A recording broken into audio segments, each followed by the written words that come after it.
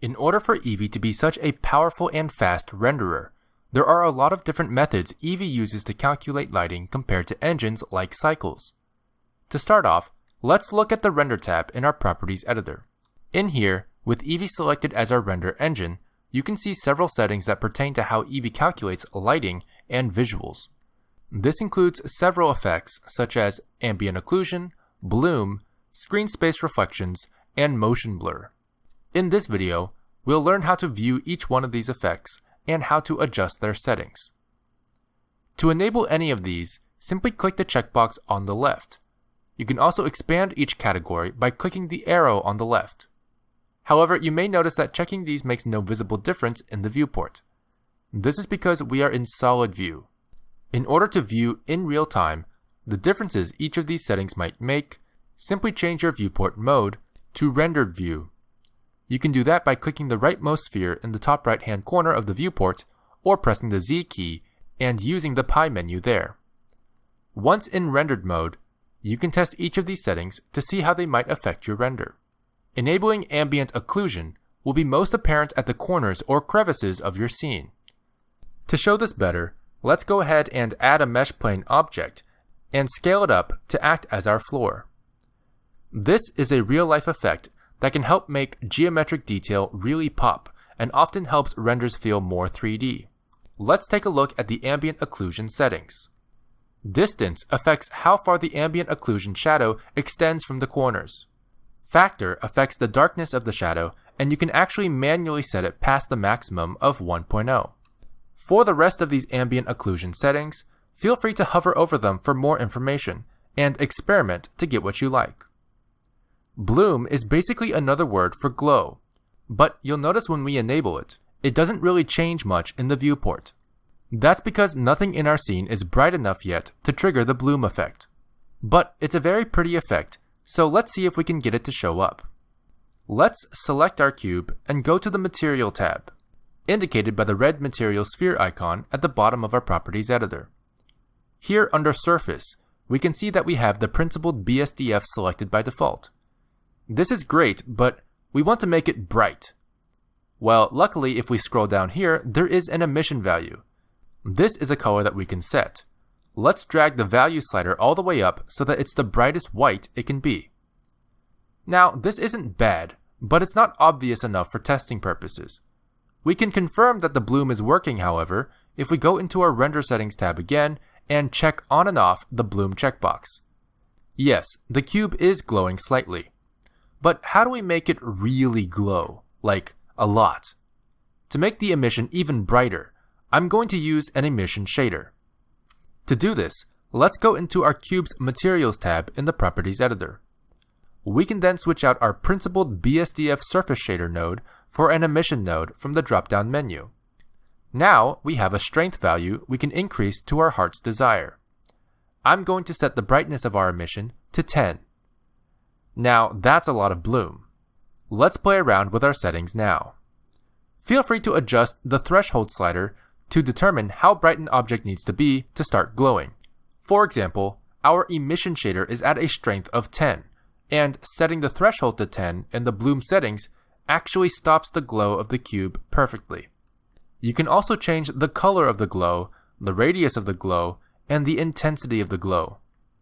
Setting a non-zero clamp value will also set the maximum intensity the glow can be in your scene. The knee value simply makes it so that those objects that are bordering the threshold of the bloom are given some slight leeway to fade the bloom so that the cutoff threshold doesn't look too visually jarring.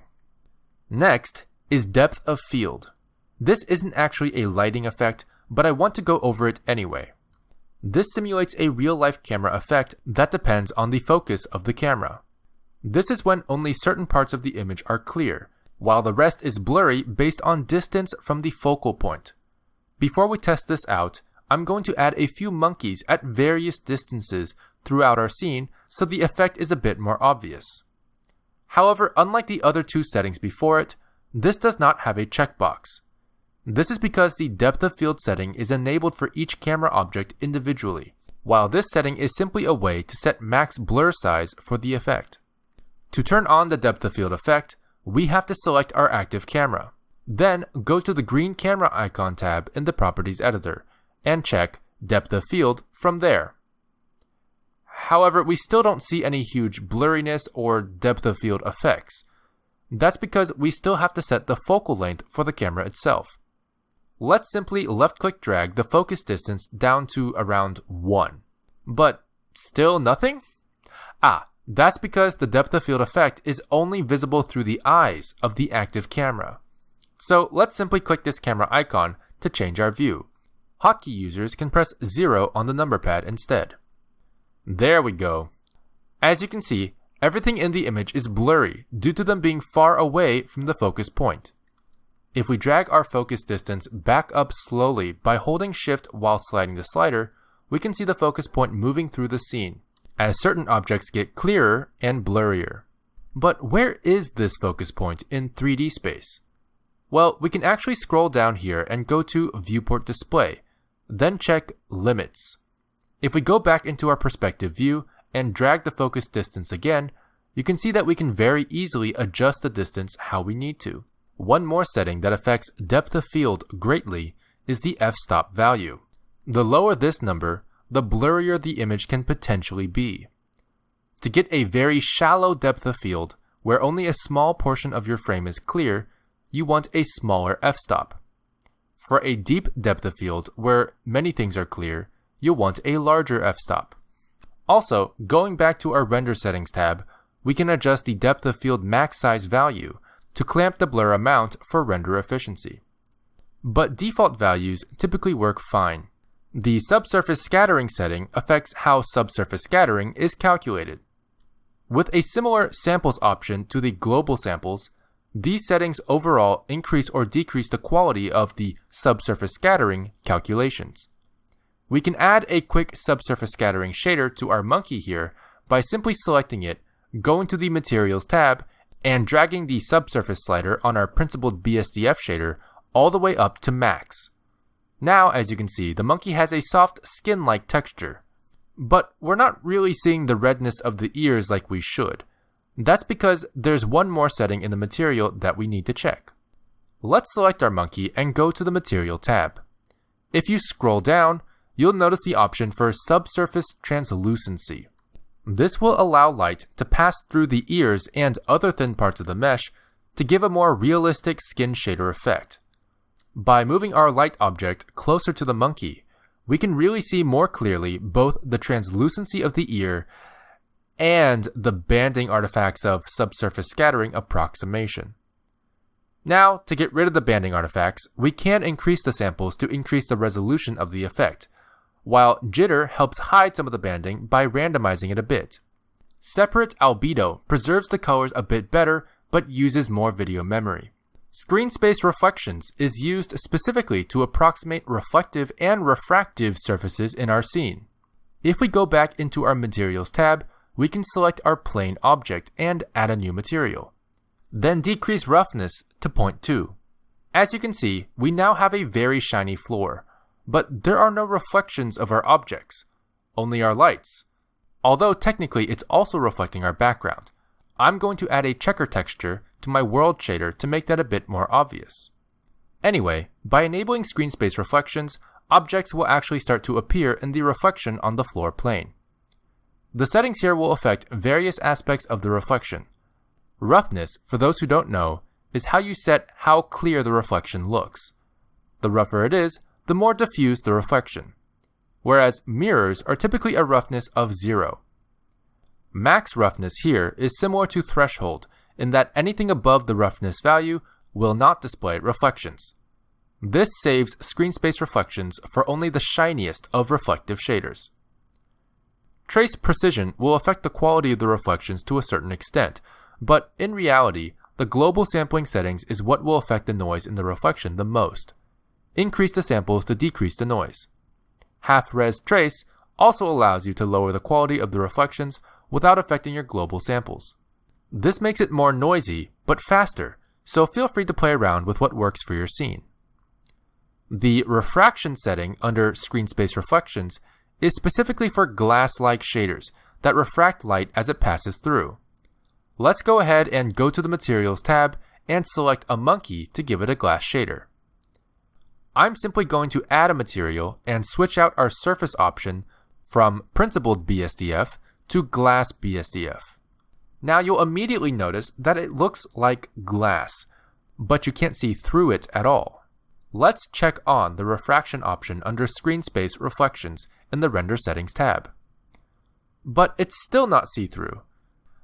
That's because just like normal transparency and subsurface scattering translucency, glass refraction is also handled as a transparency effect that needs to be enabled in the Materials tab. Let's go back into the Materials tab and scroll down until we see Settings. Then check to enable Screen Space Refraction. Now, as you can see, the object is refracting the light. However, we can also edit the object-specific refraction depth to approximate the thickness of our object if we want to be a bit more accurate. For your reference, each grid square in our viewport is typically 1 meter, but default settings are fine too. Next we have motion blur, which is also only visible from the camera's perspective. So let's turn on the motion blur checkbox and go into our camera perspective by pressing the camera icon here, or pressing 0 on the number pad. However, we still don't see any motion blur, but that's because there's no motion in our scene. So the fastest way to see it in action is to animate our camera real quick. Let's select our camera by clicking on the border of its frame and turn on Auto Keyframe Mode by clicking this white circle record button. Then we can rotate our camera by pressing R twice to look a little to the left of our monkeys. As you can see, the timeline now has a yellow diamond keyframe set at our current frame. Then, click and drag the top of the timeline to move our current keyframe to frame 10. Here, we'll want to rotate our camera again to look a little to the right of our monkeys. Dragging our timeline back to the beginning, we can play our animation with the spacebar and see a very prominent motion blur effect when the camera is in motion between our two new keyframes. To see this more clearly, you can also pause and simply scrub through the frames as the motion blur will still be visible to help tweak. Looking at frame 5, for example, we can very clearly see how the motion blur settings affect our visuals. So now it's time to play with the settings. The shutter value affects the amount of blur, while the number of samples affect the quality of the blur. Volumetrics is a setting that affects how volumetric shaders look in our scene. If we expand this section, you'll see a few things that we can tweak. However, we don't currently have any volumetric shaders in our scene to test. So let's go ahead and add another cube from the Add menu. Then we can go into the Materials tab and switch out our principled BSDF for Remove. This will remove entirely our surface shader. Then we can expand the Volume section and select Volume Scatter from the dropdown. This will add a volumetric shader to our cube. To better illustrate what this does, let's scale our cube up to engulf our light object and maybe half our scene. You'll notice it really fogs up the place. Just to make things a bit more clear, let's turn the density value of our volumetric scatter setting down to 0.5. Nice. Now we can test out the volumetric settings in our Render Settings tab. To start off, the start and end values determine the clipping range, relative to the distance from the camera, for when volumetrics should be visible. As you can see, if we zoom out far enough, our volumetric cube will disappear. Likewise, if we drag up the start value to something like 10 meters, we can zoom in and the volumetrics will disappear before we can get too close. Default settings are typically fine here, but feel free to experiment for your scene. Tile size and samples are both ways you can control quality of the volumetrics. You may have noticed by now that when moving around in the viewport, the volumetrics show a kind of banding pattern as it refreshes. The number of bands is based on the number of samples. The more samples there are, the more bands there are, and the less obvious the bands are, thus the higher quality the volumetric becomes. Meanwhile, the tile size actually affects how sharp the edges of these bands are. Setting a high tile size number will result in blurry banding edges, but won't be as accurate, while the smaller tile size will slow down your viewport a bit, but increase the sharpness of the samples. Distribution is a very important setting for when you or your camera are inside or close to a volumetric shading. If we zoom in here, you can see that currently our volume resolution still holds up pretty good. But if we turn our distribution all the way down, you'll notice that it starts banding heavily as the volume gets closer to the camera. If you think of volumetrics like essentially a bunch of semi-transparent planes in an array stacked close together, this makes sense. As the closer you get, the more obvious the distance between the planes would become. However, with distribution, the space between the planes gets smaller as the camera gets closer to the volume, thus hiding the gaps between the planes and giving a higher quality volumetric look from all distances.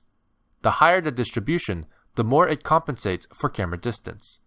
This next section is for volumetric lighting specifically. If we check this checkbox off, you'll notice that our light object no longer affects the volumetrics. That's pretty much it, but light clamping will let you prevent any lights within the volume from being brighter than that value. A light clamping value of 0 simply means the clamping is turned off, allowing all light to persist in the volume. Volumetric shadows are basically shadows that are cast by the volumetric shader itself onto itself. These can get expensive, so use with caution, but feel free to experiment with it for your own scenes. The hair settings are specifically for hair particles and how they're rendered. The basic option is simply choosing between strand and strip. Strand is better for previewing, but stripped looks a lot prettier. Additional subdivisions can also help increase the smoothness of the hair's curves. Shadow settings can be adjusted here as well. The shadows of your scene can be calculated based on different methods in Eevee. ESM, or exponential shadow mapping, is the default, whereas VSM, or variance shadow mapping, can also be selected. You can read about the difference between these two in the official documentation in the description down below. Furthermore, cube size can visibly increase the quality of your shadows. This is basically resolution for your shadows. The higher the cube size, the higher resolution the shadows will look. Cascade size increases or decreases the detail of shadows specifically from sunlight. High bit depth can help increase quality as well, by reducing some artifacts that might persist at lower bit depths. Soft shadows randomizes the shadow maps to soften the edges of your shadows. And light threshold is an interesting setting, as it allows you to change the threshold at which shadows are calculated. Typically, a shadow is simply an area with little to no light. However, you can increase the threshold to define what little to no light really means. For example, if I increase this to 1, then any area with less light than the threshold will also be displayed as a shadow. Indirect lighting is a group of settings that refer specifically to the objects known as light probes. You may have seen these in the Add menu, but not understood what they do.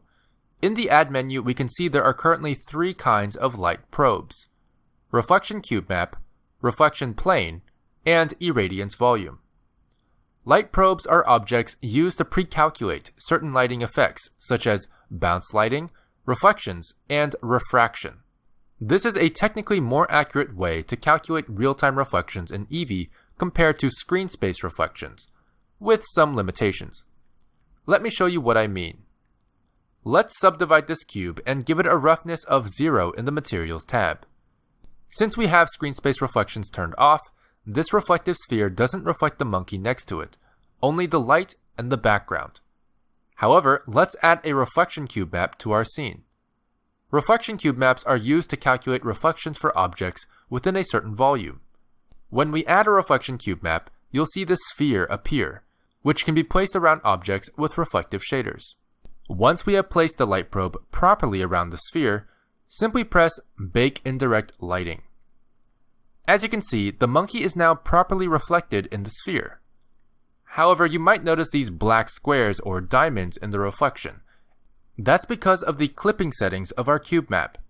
Simply go into the Light Probe Data tab in the Properties Editor, marked by this diagonal volume icon, and go to Viewport Display. Here we can turn on clipping, which if we go into wireframe mode, we'll notice the clipping starts inside of our sphere. This is what's causing the black squares, so let's drag the clipping start value up a little bit to bring that just outside of our sphere. If we go back into rendered mode, go to our render settings, and hit Bake Indirect Lighting again, we can see these black squares have disappeared. But in case you don't want to press Bake every time you make a change, you can also check this Auto Bake checkbox. This will update the bake every time you make a change to the light probe objects. It's important to note that reflection cube maps do not update reflections to show the animation of objects, as the reflection calculated is static. However, irradiance volumes and reflection planes do show object animation in real time. Reflection planes work much the same way as reflection cube maps, only they are flat. Irradiance volumes are a way to simulate bounce light. You can add them to your scene to sample surrounding colors and brightness and cast that bounce light onto other objects. Remember when I said you can't use emission shaders as light sources in Eevee? Technically, with irradiance volumes, you can. However, they don't cast shadows and require the light sources to be static. But irradiance volumes, along with other light probe options, can be incredibly helpful in Eevee to make the lighting feel more realistic. Light probes are an Eevee-specific feature, and you can read more about them in the official documentation in the description down below. As you can see, Eevee's real-time lighting settings can make big differences in how your scene looks in final render. I hope this video helps you get started enough to allow you to experiment further for your own projects.